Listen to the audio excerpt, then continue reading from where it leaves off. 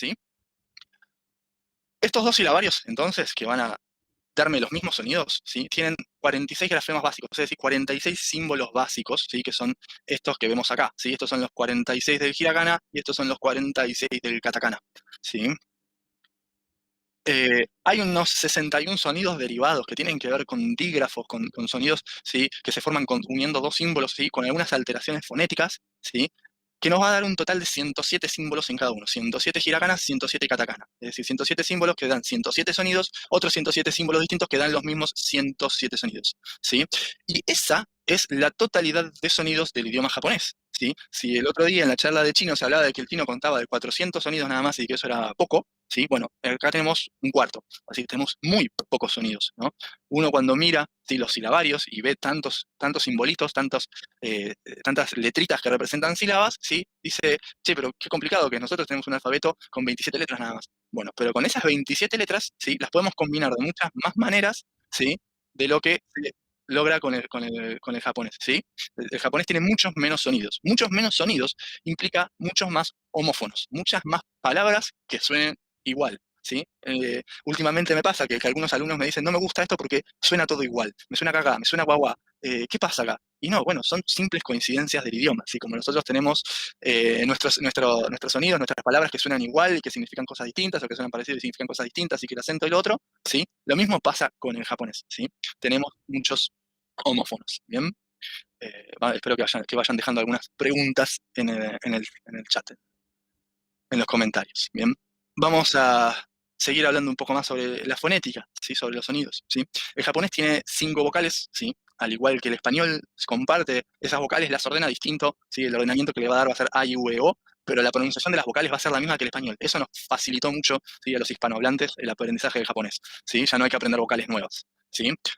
Va a haber una sola consonante que tenga entidad propia, ¿sí? Que va a existir por sí misma y va a poder pronunciarse, que es una consonante de carácter nasal asimilable a la N nuestra del español, ¿sí? Entonces va a ser el sonido N, ¿sí? El que vamos a poder conocer como consonante pura, ¿sí?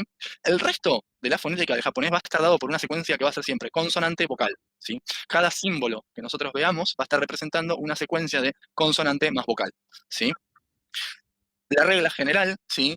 Quizás alguien que se especialice en el inglés, ¿sí? Me sepa dar la derecha o me sepa dar algunas excepciones, pero la regla general que se plantea es que las consonantes se suelen pronunciar como en inglés, ¿sí? O se toma alguna consonante del inglés como referencia, ¿sí? ¿Por qué? Porque el japonés tiene algunas consonantes que no existen o no son propias del español, ¿sí? O bien tiene algunas consonantes que en el español podemos pronunciar de 2 o 3 maneras, ¿sí? Y que en japonés tenemos que seguir solo una, ¿bien? Entonces, ¿sí? Si yo les digo que las vocales son como en el español, ¿sí? Y las consonantes son como en el inglés, ¿sí? Acá en este cuadro de doble entrada, yo ya puedo decir consonante más vocal, ¿sí? La primera fila no lleva vocales, no lleva consonantes, ¿sí? Van a ser las consonantes, las vocales puras, A, I, U, E, O, ¿sí? Y luego vamos a tener, ¿sí? Filas que me van a dar sonido consonante más vocal, ¿sí? Entonces, pueden ir probando suerte, ¿sí? A ver cómo suena esto, ¿no? Este sonido, ¿sí? Suena como K, ¿bien? Que sigue como Ki, Q, que, Ko, ¿sí? El sonido siguiente no va a tener muchas dificultades, ¿sí? Vamos a encontrar solo alguna variación en la segunda fila, ¿sí? Vamos a tener Sa, Shi, Su, Se y So, ¿sí? Y de esta manera, con un simple cuadro de doble entrada y con unas pocas reglas, podemos sintetizar toda la fonética japonesa, ¿sí?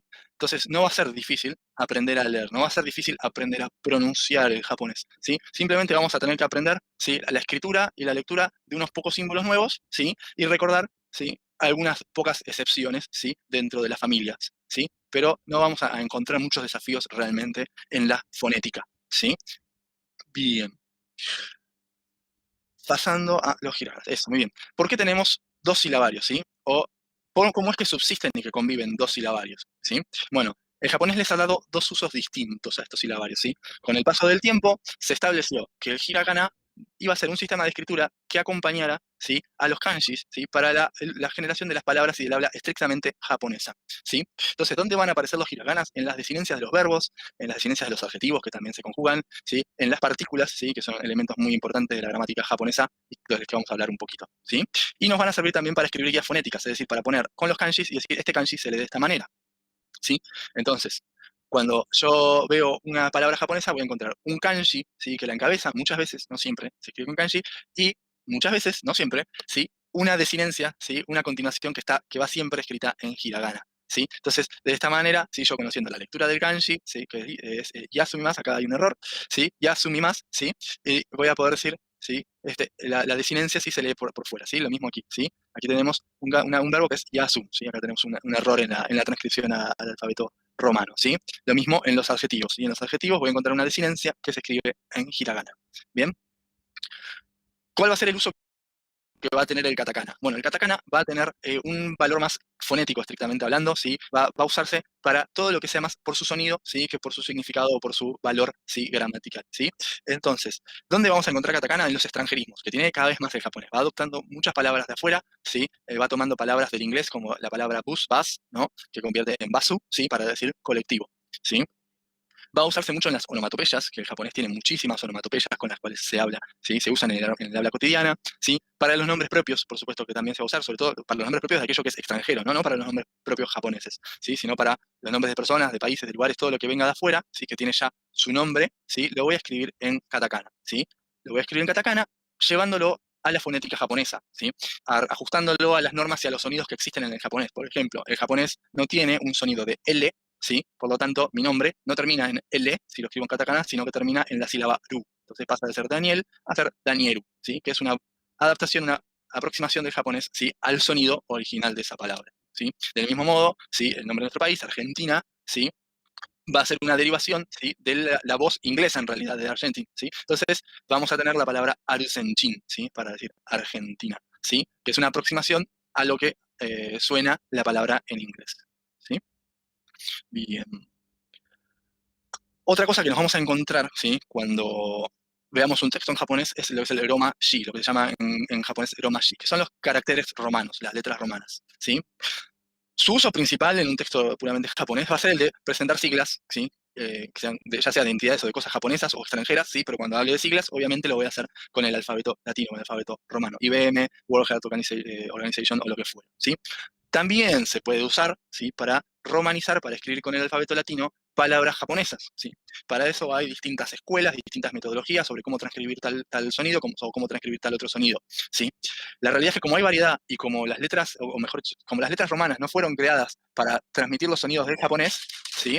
Eso genera que haya alteraciones cuando lo trato de escribir en el alfabeto romano. Entonces, siempre es mejor evitarlo, siempre es mejor el japonés escribirlo en japonés, ¿sí? Y guardarse el alfabeto romano para las siglas y demás. Bien, continuando. Entonces, en el japonés moderno, ¿sí? Vamos a encontrar que en un texto, ¿sí? Se combinan 4 sistemas de escritura, ¿sí? Acá simplemente una captura de pantalla de un recorte periodístico cualquiera, ¿sí? Donde voy a encontrar una combinación de hiraganas, kanjis, katakanas, ¿sí? Y romajis, ¿no? De letras latinas, ¿sí? Entonces, para cualquier texto, ¿sí? Por básico que sea del japonés, si yo quiero realmente poder comprenderlo, tengo que tener un dominio básico incluso de los kanjis, ¿sí? Cuando un texto en japonés se simplifica y se le sacan los kanjis, ¿sí? Para que sea accesible a alumnos de niveles inferiores, ¿sí? Se tiende a modificar la escritura. Por ejemplo, el japonés, como verán acá, no lleva espacios entre los caracteres, ¿sí? Se escribe todo de corrido, ¿sí? Y uno, al ver los kanjis, al ver los hiraganas, al ver los katakanas, ¿sí? Va reconociendo las palabras, ¿sí? Sabe dónde termina y dónde empieza cada palabra, ¿sí? Cuando uno tiene que simplificar esto, lo que empieza a hacer es generar espacios, ¿sí? O buscar otras herramientas para facilitar la comprensión del texto. Porque si se escribiera enteramente en hiragana, ¿sí? Cualquiera que haya estudiado un poquito de japonés me sabe decir que eso se vuelve muy complicado. Cuando desaparecen los kanjis, uno empieza a tener problemas para reconocer dónde empieza y dónde termina una palabra. ¿Sí? Tiene que leer 2 veces para darse cuenta, ¿sí? Dónde empieza y dónde termina cada cosa. Por eso es que los kanji, ¿sí? A pesar de ser algo que parece tan cuesta arriba, tantos símbolos, ¿sí? Tan diferentes y tan difíciles de leer y de escribir, siguen teniendo valor, siguen teniendo importancia, ¿sí? Porque tenemos muchas palabras muy parecidas en japonés en su fonética, pero que se van a distinguir a partir del kanji. Entonces, cuando yo me encuentre el hiragana, que es una representación fonética, voy a saber cómo se lee, pero no voy a estar seguro, en principio, hasta que el contexto me lo desambigüe, ¿sí? De qué concepto, de cuál de todos los conceptos que suenan así estoy hablando, ¿sí? Por eso es necesario combinar y aprender todos los sistemas de escritura del japonés. Bien. Sobre el acento, ¿sí? Si yo les acabo de contar que hay 3 sistemas de escritura nuevos para aprender, que uno tiene miles de símbolos, si ustedes todavía están preocupados por el acento, bueno, allá ustedes, ¿sí? La verdad que el acento en japonés es un tema difícil de tratar, primero porque se suele evitar en los primeros niveles, ¿sí? Ni se menciona, ¿sí? porque no hay guía fonética para el acento, ¿no? No tenemos un tilde como aparece en el español. No hay nada dentro del texto que nos diga el acento acá, ¿sí? El acento no es como el acento del español, no es un acento como el que estamos familiarizados, que se marque tanto, ¿sí? El habla japonesa es mucho más monótona, ¿sí? Es mucho más suave, ¿sí? El acento varía, ¿sí? Varía dialectalmente, por supuesto, varía en una misma palabra según el contexto, ¿sí? Según qué lo rodee, qué haya adelante, qué haya atrás, ¿sí? Entonces, al ser un acento tan suave, al ser un acento tan variable, al ser un acento tan eh, difícil de explicar, porque para representarlo gráficamente hay que alterar el texto y ponerle líneas y cosas que van más allá, ¿sí? Entonces, no se suele trabajar, ¿sí? Y no es algo que se enseñe proactivamente en los primeros niveles, ¿sí? No es algo de lo cual el alumno deba preocuparse inicialmente, ¿sí? El conocimiento y el dominio del acento se va ganando con el habla, ¿sí? Con el interactuar con el idioma hablado, ¿sí? Escuchar cómo se pronuncia, cómo suena cada cosa, ¿sí? Para ir incorporando eso. Uno va copiando naturalmente, ¿sí? No es algo que deba preocuparle a uno en un nivel inicial realmente, ¿sí? Bien, continuamos.